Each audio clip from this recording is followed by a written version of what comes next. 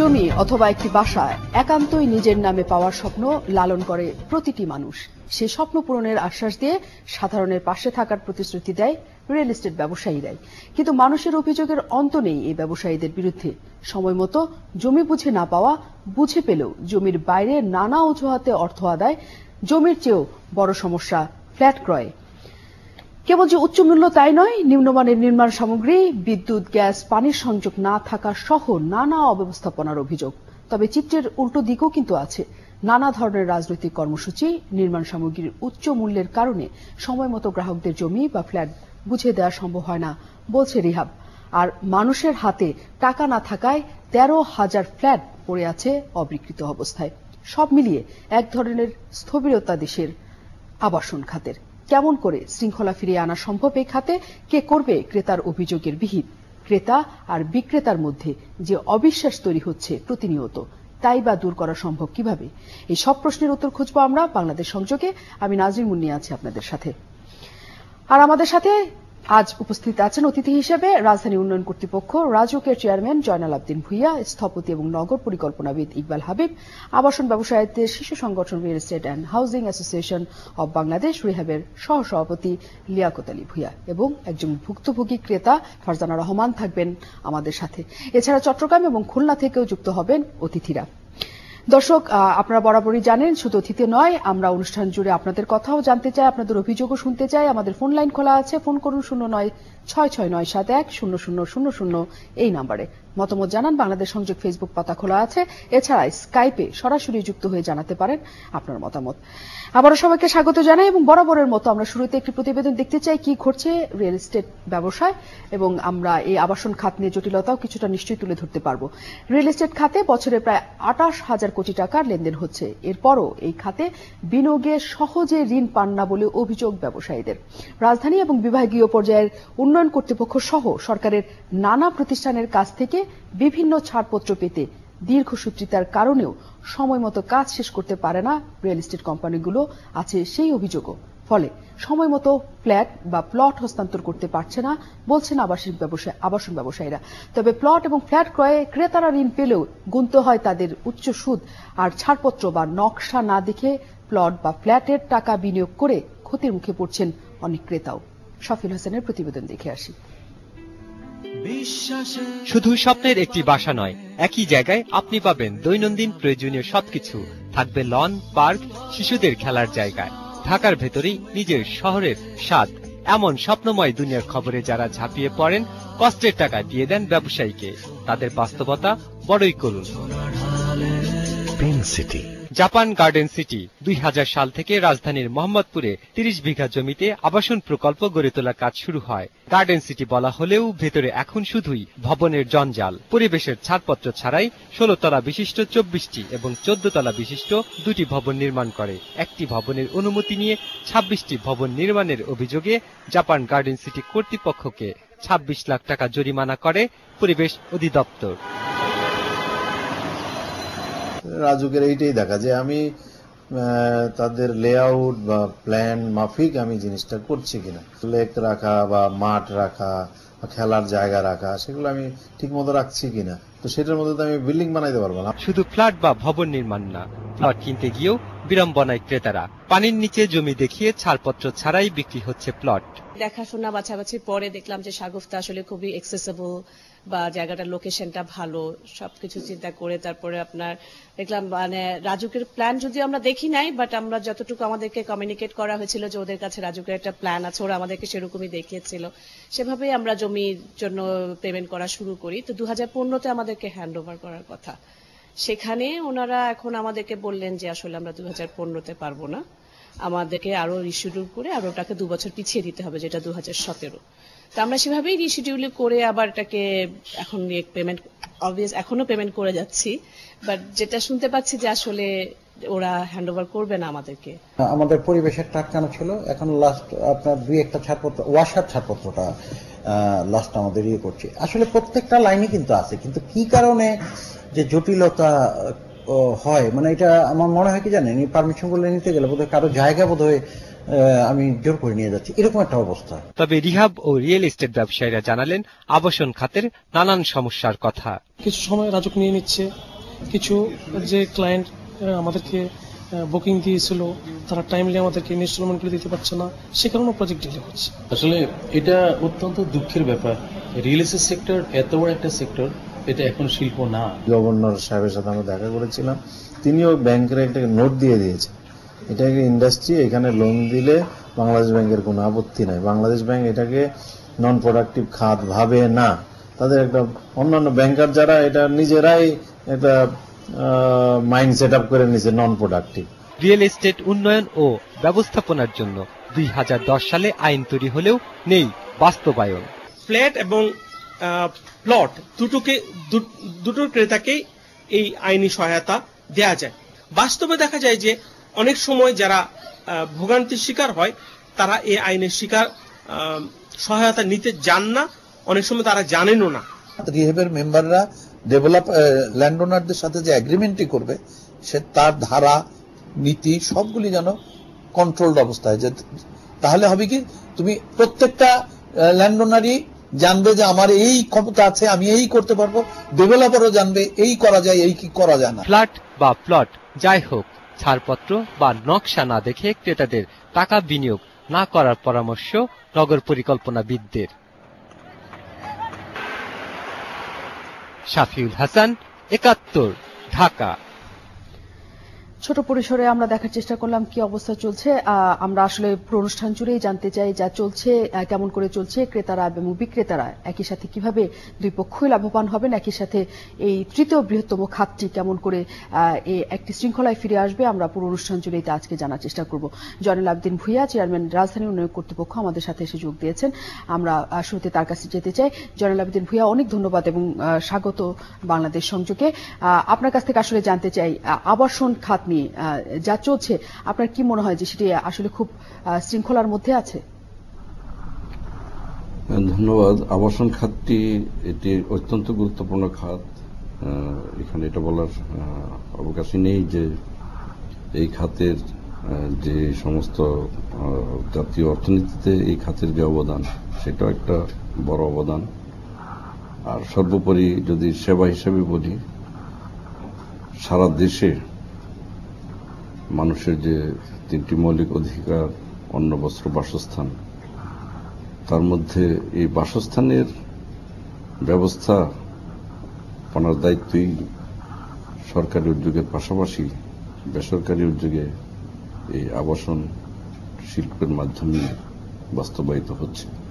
সেই জন্য এই শিল্পের বা শিল্প হিসাবে এটা ঘোষিত হয়নি না হলেও এই আবাসন খাতের যে শৃঙ্খলা এবং বিশৃঙ্খল পরিস্থিতির কথা আপনারা বললেন, এখানে কিন্তু অবশ্যই আইন বলে, বিধিমালা বলে, এটা অনুসরণ করার জন্য সমস্ত কিছু এখনো বিদ্যমান আছে। তারপরেও এটা সংশোধনের প্রয়োজন হলে আইন তৈরি হয়, সংশোধনের প্রয়োজন যেখানে হবে সেখানে এটা করতে হবে।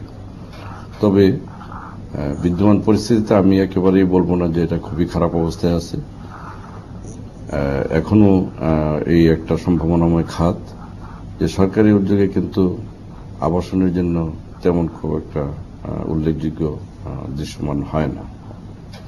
তবে বেসরকারি উদ্যোগে যে আবাসন ব্যবস্থাপনায় এই আবাসন খাতটি গুরুত্বপূর্ণ অবদান রেখে যাচ্ছে, তার জন্য আমাদের রাজধানী উন্নয়ন কর্তৃপক্ষ সহ সকল কর্তৃপক্ষ এবং এর সঙ্গে সংশ্লিষ্ট সকল সেবাধর্মী খাতগুলো এগিয়ে আসতে হবে সুযোগ সুবিধা সৃষ্টি করে দেওয়ার জন্য, যাতে এই খাতে যে সমস্ত সমস্যাগুলো চিহ্নিত হয়েছে বা ভবিষ্যতে আরো সমস্যার দেখা দিতে পারে, উদ্ভব হতে পারে, সেগুলো যাতে সঠিকভাবে অনুসরণ করে সত্যিকার অর্থে একটি পরিকল্পিত আবাসন ব্যবস্থাপনা গড়ে উঠতে পারে, সেই জন্য রাজুক সহ সকল সরকারি বেসরকারি সকল সংস্থাকে সমানভাবে কাজ করতে হবে।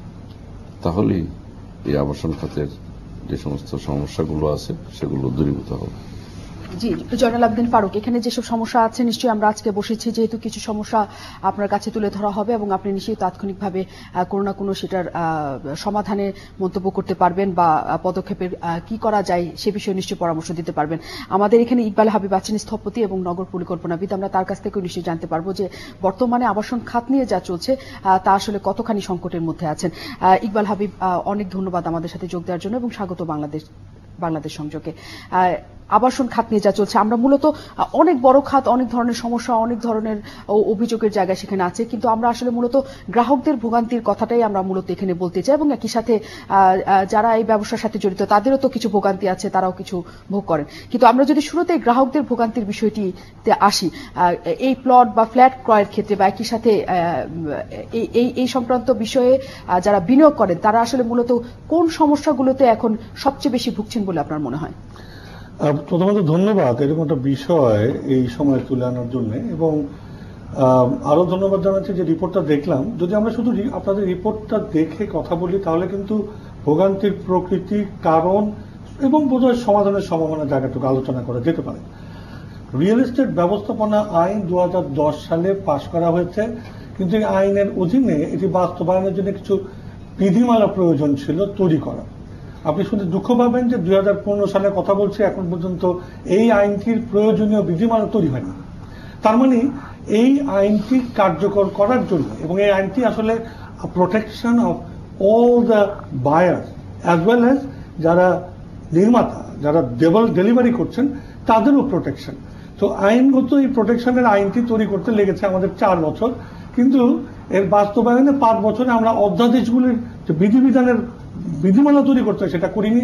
কর্তৃপক্ষ হিসেবে যে একটা কর্তৃপক্ষ করার কথা ছিল সেটা না করে রাজুককে দায়িত্ব দেওয়া হয়েছিল এই আইনটিকে প্রতিপালন করা।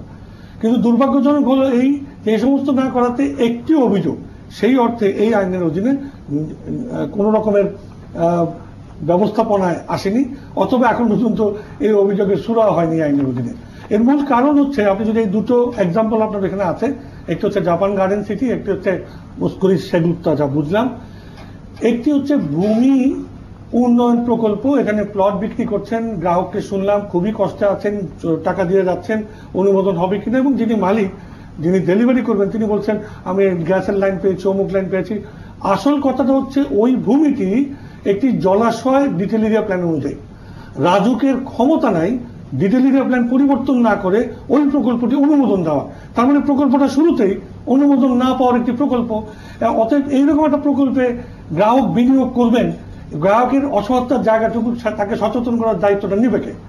এটি হচ্ছে এই প্রকল্পের অবস্থা। আরেকটি প্রকল্প যেটা দেখাচ্ছিলেন, সেইখানে একটি ভবনের অনুমোদন নিয়ে অথবা হয়তো 2-3টি ভবনের অনুমোদন নিয়ে অসংখ্য ভবন তৈরি করা হচ্ছে রাজধানী উন্নয়ন কর্তৃপক্ষ নাকের ডগায়।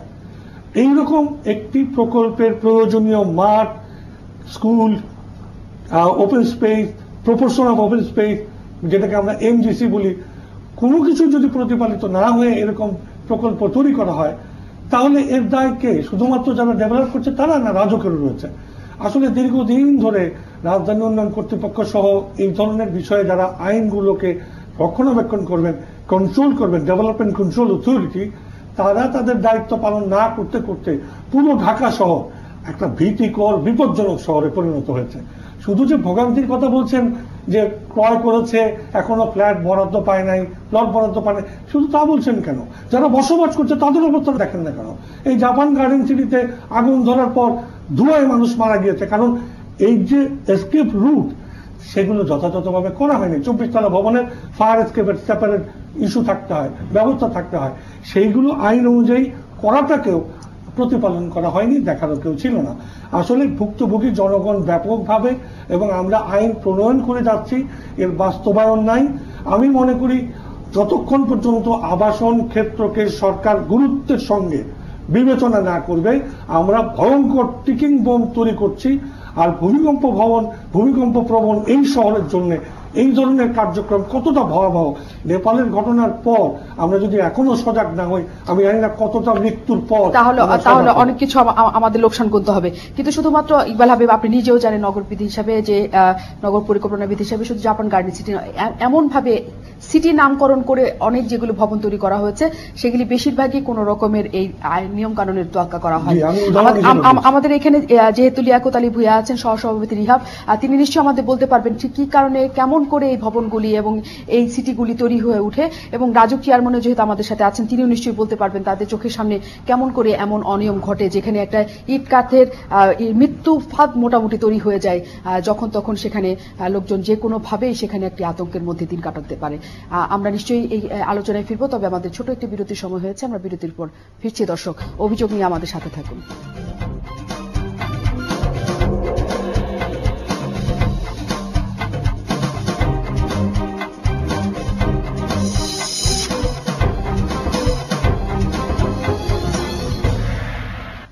স্বাগত আবারও সবাইকে, অনেক ধন্যবাদ আমাদের সাথে থাকার জন্য। আমরা আবাসন খাত নিয়ে আজ কথা বলছি, এই খাতের সমস্যা, সম্ভাবনা এবং অনিশ্চয়তার দিক নিয়ে আমরা মূলত আজ কথা বলছি। আপনারা আপনাদের সমস্যার কথা জানাতে পারেন, আমাদের সাথে যারা আছে নিশ্চয়ই তাদের মাধ্যমে কোনো না কোনো সমাধান আমরা আজ বের করতে পারবো। আমাদের সাথে আছেন লিয়াকত আলী ভূঁইয়া, সহসভাপতি রিহাব। আমরা তার কাছে যাচ্ছি। আমরা যে অভিযোগের কথা শুরুতেই আসলো, যে আসলে ভবনের যে পরিকল্পনা দেওয়া হয় এবং পাশ করে নেওয়া হয়, সেই পরিকল্পনা মাফিক ভবন বা সিটি গার্ডেন নামে যা তৈরি করা হয় তার কোনোটাই শর্ত পূরণ করা হয় না। এই যে শর্ত পূরণ করা হয় না, তারপরে কি রিহাব কোনো ব্যবস্থা নাই সেই প্রতিষ্ঠানের বিরুদ্ধে? ধন্যবাদ আপনাকে। আমি প্রথমে একটু আমাদের রিহাবের একটু পটভূমি বলতে চাই, রিহাব কি করে, তারপর আমি আপনাদের প্রশ্নতে আসছি। দেখেন, রিহাব কিন্তু আপনাদের এদেশের একমাত্র যে বাড়ি যারা বানায় বা ফ্ল্যাট বানায় তাদেরই প্রতিনিধিত্ব করে, এবং রিহাবের সাথে কিন্তু প্রায় অলমোস্ট 200 ইন্ডাস্ট্রি জড়িত, সিমেন্ট বলেন, রড বলেন ইত্যাদি, প্রায় 200 ইন্ডাস্ট্রি জড়িত। এখানে 35 লক্ষ লোক সরাসরি কাজ করে, যেটা আমরা একটা পরিসংখ্যানে দেখেছি যে ভারতে 45 লক্ষ লোক আবাসন সেক্টরে কাজ করে, সেই তুলনায় বাংলাদেশে 35 লক্ষ লোক কাজ করে এই রিহাবের বিভিন্ন প্রতিষ্ঠানের মাধ্যমে আর কি, যেটা দেশের অর্থনীতিতে একটা বিরাট ভূমিকা রাখে।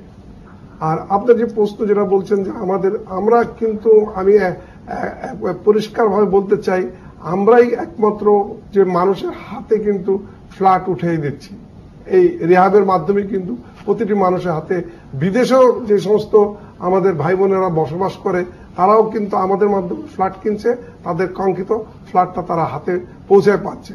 তা আমার কথা হচ্ছে যে আমরাই কিন্তু তাদের হাতে, এখন 100টা প্রবলেমের মধ্যে 90টা, অনেক সময় আমাদের কিন্তু একটা মেডিসিন সেল আছে, সেখানে কিন্তু অনেকে কমপ্লেন করে, আমরা কিন্তু 90টা কমপ্লেন আমরা ওখানেই ঠিক করে দিচ্ছি।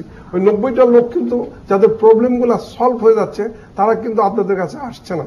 ওই 10 জনই যাদের আমরা কোন রকম করতে পারতেছে না, সেই 10 জন কিন্তু আসতেছে। আমার কথা হচ্ছে যে এই প্রবলেমগুলা কিন্তু সাধারণত বাড়ি বা গাড়ি এগুলা কিন্তু যারা ক্রয় করে তাদের কিন্তু একটা পর্যায়ে যায়, তারা দেখে যে একটা মনের মধ্যে খুঁতখুঁতে ভাব থাকে, এই জায়গাটা ঠিক হয় না, ওই জায়গাটা ঠিক হয় না, এইভাবে কিন্তু এই প্রবলেমগুলো আমাদের কাছে এসে বললো যে আমার ভাই, আপনাকে এই ধরনের সিমেন্ট লাগাবার কথা ছিল, কিন্তু ছোট ছোট মাইনর প্রবলেম, কিন্তু ছোট ছোট প্রবলেমগুলো নিয়ে আসে, এনে এগুলা বলে। আরেকটা কথা যেটা বললেন যে আমি বিশেষ করে এটা আমি গ্যারান্টি দিয়ে বলতে চাই, যেটা আমাদের অনুষ্ঠানে দেখালেন যে জাপান গার্ডেন, এখানে কিন্তু তারা প্রত্যেক মানে অলমোস্ট হ্যান্ড ওভার দিয়ে দিছে, এবং যে সময় এটা এই প্রতিষ্ঠানটা করেছিল এটা কিন্তু one of the best project of Bangladesh আমি বলতে পারি। সে বাংলাদেশে একটা, এবং এখানে কিন্তু সবকিছুই আছে। এখন 2-1টা হয়তো ব্যতিক্রম হয়েছে কিনা আমি জানি না, তা আমি মনে করি এখানে এই ধরনের কোনো, এবং আরেকটা মজার বিষয় হচ্ছে এখানকার থেকে কিন্তু আমাদের রিহাবে কিন্তু কোনো কমপ্লেন আসে নাই। এই যে প্রজেক্টটার কথা বললেন, এই ধরনের কমপ্লেন কিন্তু আমাদের কাছে কোনোদিনও আসে নাই। এখন আমার মনে হয় এই জিনিসটা আপনাদেরকে আর একটু দেখা দরকার। জনাব লিয়াকত আলী ভূঁইয়া, আপনার কাছে যদি আমি মানে খুব ছোট উদাহরণও দিই, আমরা শুরুতেই যেটা শুরু করেছি সেটা হচ্ছে জাপান গার্ডেন সিটি দিয়ে। এখানকার যিনি ব্যবস্থাপনা পরিচালক, তার নাম ওয়াহিদুজ্জামান খান বোধহয়, আমি যদি নামটা ঠিক করে, ওয়াহিদুজ্জামান, ঠিকই আছে, জি জি, উনি বোধহয় রিহাবের সাধারণ সম্পাদক। জি জি। যে জাপান গার্ডেন সিটির কথা আমরা জানলাম, একই সাথে ইকবাল হাবিব বললেন, সবাই জানেন যে জাপান গার্ডেন সিটি যা বলে সেখানে ফ্ল্যাট বিক্রি করা হয়েছে তার কিন্তু বেশিরভাগই শর্ত জাপান গার্ডেন সিটি কর্তৃপক্ষ পূরণ করেননি, সেটি নিশ্চয়ই আপনার জানা আছে। এখন আপনাদের অঙ্গ সংগঠনের শুধুমাত্র তিনি একজন পদ অধিকার করে থাকেন বলেই কি আসলে সে ব্যাপারে কোনো ব্যবস্থা নেওয়া হয় না? না, আমি বলি উনি মাত্র 1 বছর আগে আমাদের এখানে জেনারেল সেক্রেটারি হয়েছে।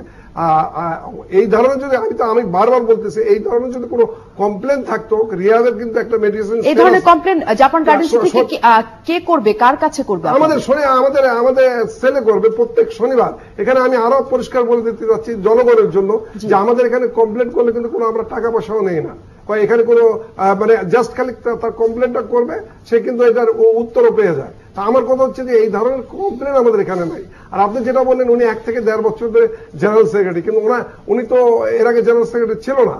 তা এখন জেনারেল সেক্রেটারি থাকলেই যে তার বিরুদ্ধে কমপ্লেন হবে না, এটা কিন্তু কোনো আমাদের এখানে। আপনি তার মানে নিশ্চয়ই দিচ্ছেন যে জেনারেল সেক্রেটারি হওয়ার পর তার বিরুদ্ধে কমপ্লেন আসলে আপনি ব্যবস্থা নেবেন? অবশ্যই। কি ধর যদি জাপান গার্ডেন সিটির যা শর্তাবলী ছিল তার যদি বেশিরভাগই তিনি পূরণ না করে থাকেন, সেই বিষয়ে আপনারা কি ধরনের সিদ্ধান্ত নেবেন? আসলে অবশ্যই আমাদের কাছে কমপ্লেন না আসা পর্যন্ত কি ধরনের কমপ্লেন এটা তো আমি জানি না। এখন এটা না বলা পর্যন্ত তো আমি তো কিছুই বলতে পারবো না। যে এখানে আমাদের আরেকজন ভুক্তভোগী আছেন, তার নাম ফারজানা রহমান। আমরা তার কাছে একটু যাই, তারপর আবার আমরা তার কাছে ফিরতে পারবো, অন্যান্য ভুক্তভোগীদের কাছে ফিরতে পারবো। ফারজানা রহমান, অনেক ধন্যবাদ আমাদের সাথে যোগ দেওয়ার জন্য। আপনার অভিযোগটা আমরা শুরুতে একটু জানি, তারপর আমরা সেটা বিস্তারিত নিশ্চয়ই কথা বলতে পারবো। দেখেন, যে কোনো বিজনেসে 3টা পার্টি থাকে। একটা হচ্ছে আমরা যারা গ্রাহক, আর সেকেন্ড পার্টি হচ্ছে রিয়েল এস্টেটের ক্ষেত্রে হচ্ছে ডেভেলপার, এবং ডেফিনেটলি গভর্নমেন্ট থার্ড পার্টি। সুতরাং আমি প্রথমে গ্রাহকের পার্ট থেকেই বলতে চাচ্ছি, সেটা হচ্ছে যে দেখেন, আমাদের জন্য রিয়েল এস্টেটে আমরা যখন ইনভেস্ট করি, এটা কিন্তু অন্য কোনো ইনভেস্টমেন্টের মতো না, এটা একটা বিগ ইনভেস্টমেন্ট। সুতরাং এই ইনভেস্টমেন্টে আমরা যখন ইনভেস্টটা করে ফেলি, তখন এটা আমাদের মানে একটা প্রাইম অ্যাসেট হয়ে যায়। তো এখানে যে প্রবলেমটা আমরা ফেস করি, যেহেতু আমি একজন ফ্ল্যাট ওনার, আমি ওইভাবে বলতে পারি, প্রথম প্রবলেম যেটা হচ্ছে সেটা হচ্ছে হ্যান্ড ওভার টাইম। যেভাবে হ্যান্ড ওভার টাইমটা আমাদেরকে দেওয়া হয় এবং যেভাবে তারা মেইনটেইন করে, এটা আসলে ম্যাচ করে না। আর সেকেন্ড ওয়ান যেটা আমরা দেখি, সেটা হচ্ছে ডেফিনেটলি দামের সাথে তারা একটা কোয়ালিটি এগ্রিমেন্ট করে থাকে আমাদের সাথে। সুতরাং আমি যখন হ্যান্ড ওভারটা নিচ্ছি, অল অন এ সার্ডেন দেখা যায় যে ওই কোয়ালিটিটা চেঞ্জ হয়ে যায়, এবং উইদাউট এনি নোটিস। কারণ আপনি যখন একটা এগ্রিমেন্ট করেছেন তার সাথে, তখন কিন্তু আপনি একটা সার্টেন কোয়ালিটি দেখে এগ্রিমেন্টটা করেছেন। এখন এখানে কিন্তু ছোট একটা চিঠি দিয়ে পরে বলা হলো যে আপনার এই কোয়ালিটির এই জিনিসগুলো আমি চেঞ্জ করে দিলাম অল অন এ সার্ডেন, এটা কিন্তু হয় না। কারণ আমি তো সাইকোলজিক্যালি তখন ধরেন একটা টাকা ইনভেস্টমেন্ট করে ফেলেছি, আমি কিন্তু তখন আর ওখান থেকে ব্যাক করতে পারছি না। সুতরাং এই কোয়ালিটি ব্যাপারটা মোটামুটি ভালোই সাফার করে গ্রাহকেরা। এবং থার্ড হচ্ছে সার্ভিস। আপনার যখন আমি হ্যান্ড ওভার পেয়ে গেলাম, তারপরে যখন আমি সার্ভিস পার্টে চলে আসতেছি জিনিসটা, যেমন ধরেন টাকা পেমেন্টও হয়ে গেছে, এখন আপনার সবকিছু বুঝে নেওয়ার টাইম চলে আসছে, তখন হচ্ছে ব্যাপারটা চলে যায় সার্ভিস পার্টে। ওই সার্ভিস পার্টে গিয়ে তখনই কিন্তু আপনার তাদের গাফিলতিটা শুরু হয়ে যায়, because all payments have been done. হ্যাঁ, এবং গ্রাহক তখন যেটা হয় যে আফটার পেমেন্ট যখন সে সার্ভিস পায় না, এখানে রিহাবের সভাপতি আছেন, উনি বলছেন যে একটা সেল আছে যেখানে গিয়ে আমরা কমপ্লেইন করতে পারি, বাট আসলে কয়জন গ্রাহক এটা সম্বন্ধে অ্যাওয়ার, এটাও কিন্তু আমাদের একটা দেখার। আমাদের কাছে সেই অভিযোগের জায়গা দিয়ে আছে যে গ্রাহকরা আসলে কোথায় অভিযোগ করবেন, কেসটা সমাধান করবে, গ্রাহকের তখন আর যাওয়ার কোনো জায়গা থাকে না। এবং সেকেন্ড পার্টে আমি যদি আসি ডেভেলপের পার্টে, সেকেন্ড পার্টি যেটা ডেভেলপার, সেল যখন তারা কোনো একটা ফ্ল্যাট হোক প্লট হোক, তারা যখন সেল করছে, তাদের মানে খুবই ভালো সেলসম্যানশিপ বলেন, মানে খুবই ভালো এখানে, মানে তাদের দিক থেকে কোনো ইয়া নাই। কিন্তু একটা বিজনেসের শুধু সেল হলে হবে না, এটা যদি লং টার্ম হিসেবে আপনি একটা বিজনেসকে দাঁড় করেন, এখানে সার্ভিসের একটা ব্যাপারও কিন্তু থেকে থাকে। কিন্তু কোনো ডেভেলপারকে আপনি জাস্ট গ্রাহকদের সাথে যদি আমরা কথা বলি, সার্ভিস পার্টে যেটা আমি বললাম যে আফটার হ্যান্ডওভারও কিন্তু একটা সার্ভিস পিরিয়ড, এই যে ইকবাল ভাই যেটা বলছিলেন, সেটা হচ্ছে রিয়েল এস্টেট উন্নয়ন ও তার ব্যবস্থাপনা সহ যেটা আইন যেটা 2010-এর অক্টোবরে ইয়ে হয়ে গেছে, অ্যাপ্রুভ হয়ে গেছে বাই সংসদ, সেখানেও কিন্তু সার্ভিসের ব্যাপারটা খুব ক্লিয়ারলি বলা আছে যে একটা গ্রাহক আফটার হ্যান্ডওভার 2 বছর সার্ভিস পাবে, এবং এখানে আপনার যদি কোনো কিছু রিপ্লেসমেন্টের ব্যাপার থাকে সেটাও কিন্তু 1 বছর সে পাবে। হ্যাঁ, কিন্তু আমরা কিন্তু এই সার্ভিসটা পাই না, এবং আমাদের যা কিছু করতে হচ্ছে এটা কিন্তু এখন নিজেদের মতো করে নিচ্ছে। আর আরেকটা জিনিস হচ্ছে, যখন সে লেট হ্যান্ডওভারটা করছে, যখন আমরা এগ্রিমেন্ট করলাম, এখানে কিন্তু লেট হ্যান্ডওভার একটা ফি সে লিখে দিচ্ছে, কিন্তু আমি যখন হ্যান্ডওভার নিতে যাচ্ছি, আমি যদি বলি যে এই লেট ওভার হ্যান্ডওভার ফি যেটা পার মান্থ আপনি আমার সাথে এগ্রিমেন্ট করেছিলেন এটা কোথায়, আপনি আমাকে কেন দিচ্ছেন না? তখন কিন্তু সে খুব রিকোয়েস্ট না হাতে পায়ে ধরে আর কি আমাদেরকে বলা হচ্ছে যে থাকিটা আমাদেরকে ছেড়ে দেন, ইয়ে করে দেন। ভদ্রতার খাতিরে আমরা ওটা ডিনাই করতে পারছি না। Third party which is very important, সেটা হচ্ছে গভর্নমেন্ট। জি, গভর্নমেন্টের পার্টি আসার আগে ফারজানা রহমান শুধুমাত্র একটা জিনিস আপনার কাছ থেকে জানতে চাই যে আপনি ঠিক আমরা একদম নামগুলি জানতে চাই মূলত যে কাদের পক্ষ থেকে আপনি কি ধরনের আসলে ভোগান্তির শিকার হয়েছেন, যেহেতু এখানে সবাই আছেন, আপনি first party, second party, third party, আমরা সবার কাছ থেকেই মূলত এই ঘটনার একটা সমাধান চাই। আপনার কাছ থেকে নিশ্চয়ই আমরা বিস্তারিত জানতে পারবো যে কার কাছ থেকে আপনি কি নিয়েছিলেন এবং কেমন ভোগান্তিতে পড়েছেন। তবে একই সাথে লিয়াকত আলী ভূঁইয়া সহসভাপতি রিহাব, তিনিও কথা বলতে চাচ্ছেন, আমরা তার কাছে আসবো একসাথে। তবে দর্শকও একই সাথে অপেক্ষা করছেন ফোন নিয়ে, আমরা ফোনটি নিয়ে আসি বরং। দর্শক কোথা থেকে বলছেন, নাম বলে প্রশ্ন করুন। হ্যালো। জি হ্যালো, আসসালামু আলাইকুম। আমি স্থপতি সেলিম কবির বলছি, জি, মগবাজার থেকে। এখানে যারা আলো করে একটা লেভেলে আনার, তো আজকে যে বিষয় ইট কাঠের ভোগান্তি, তো এই ভোগান্তির যদি আমি বলি যে ভোগান্তিটা সবচেয়ে বেশি হয় যারা ফ্ল্যাট কিনেন, তারপরে ভোগান্তি হয় যারা ফ্ল্যাট বানান, তারপরে ভোগান্তি হয় হলো কি টোটাল সমাজের। তো এই টোটাল জিনিসটাই সরকারের পলিসির থেকে হয়তো এই সমস্যাগুলো তৈরি হয়। কিন্তু এই যে রিহ্যাবের যিনি এখানে আছেন, আমি শুধু বলবো রিহ্যাবের যারা মেম্বার তাদের অধিকাংশ এখন ইনঅ্যাক্টিভ হয়ে গেছেন। তারা ফ্ল্যাট কমপ্লিট না করে অনেকে চলে গেছেন, প্রায় 5 বছর ধরে অনেকে ফ্ল্যাট কমপ্লিট করছেন না। আমরা অনেক বিল্ডিং এর ডিজাইন করেছি যেগুলো এখন কমপ্লিট হচ্ছে না, ফ্ল্যাট ওনাররা পাচ্ছেন না। তো এই ফ্ল্যাট কমপ্লিট না হওয়ার পিছনে এইটার পলিটিক্যাল যে সমস্যাটা, এই সরকারের কতটুকু দায় দায়িত্ব এখানে আছে, আর রিহ্যাবের কতটুকু দায় দায়িত্ব। আমার কাছে মনে হয় রিহ্যাব তাদের সত্যিকারের দায় দায়িত্ব পালন করতে পারছেন। আমি এক্সাম্পল হিসাবে শুধু একটা কথাই বলবো যে কক্সবাজারে অনেকগুলো ফ্ল্যাট ইনকমপ্লিট অবস্থায় কোম্পানির রিয়েল এস্টেট কোম্পানির মালিকরা তাদের টাকা পয়সা নিয়ে দেশ থেকে চলে গেছেন, যার জন্য ল্যান্ড ওনারও ভোগান্তিতে আছেন, ফ্ল্যাট যারা কিনছেন তারাও ভোগান্তিতে আছেন। এই শেষ কথা আমি জানি না, ইকবাল ভাই এখানে আছেন, উনি হয়তো কিছু এই ব্যাপারে বলতে পারবেন। আরো হাউজিং সেক্টরে আমাদের বড় বড় হাউজিং সেক্টরে বড় বড় রিয়েল এস্টেট কোম্পানি আছেন, যারা কিছু কিছু রিয়েল এস্টেট কোম্পানি হয়তো সময় মতো সবকিছু দিচ্ছেন, আর অধিকাংশ রিয়েল এস্টেট কোম্পানি তাদের টাইমিংটা ঠিক মতো মেনটেন করেন না। মানে যেই সময়টার মধ্যে কমপ্লিট, এটার একটা বড় কারণ হতে পারে যে আমাদের এই সম্পদের অসম বন্টন, এটাও একটা কারণ হতে পারে। আমি জানি না, ইকবাল ভাই ভালো বুঝতে পারবেন। আমরা আপনার প্রশ্নটা এবং এটা বুঝতে পেরেছি, এবং আপনি যে অভিযোগের কথা বলছেন সেই অভিযোগ আমরাও অনেকখানি খতিয়ে দেখেছি এবং অনেক অভিযোগ একসাথে এসছে। আমরা প্রতিবেদনে নিশ্চয়ই দেখাতে পারবো যে ফ্ল্যাট বিক্রি করে উধাও হয়ে গিয়েছে অনেকেই। আমরা সেই প্রতিবেদন নিশ্চয়ই দর্শকদেরও দেখাবো, সবাইকে দেখাবো। তবে ছোট একটি সংবাদ বিরতির আমাদের সময় হয়েছে, সংবাদ শুনেই আমরা আবার ফিরছি, সাথে থাকুন।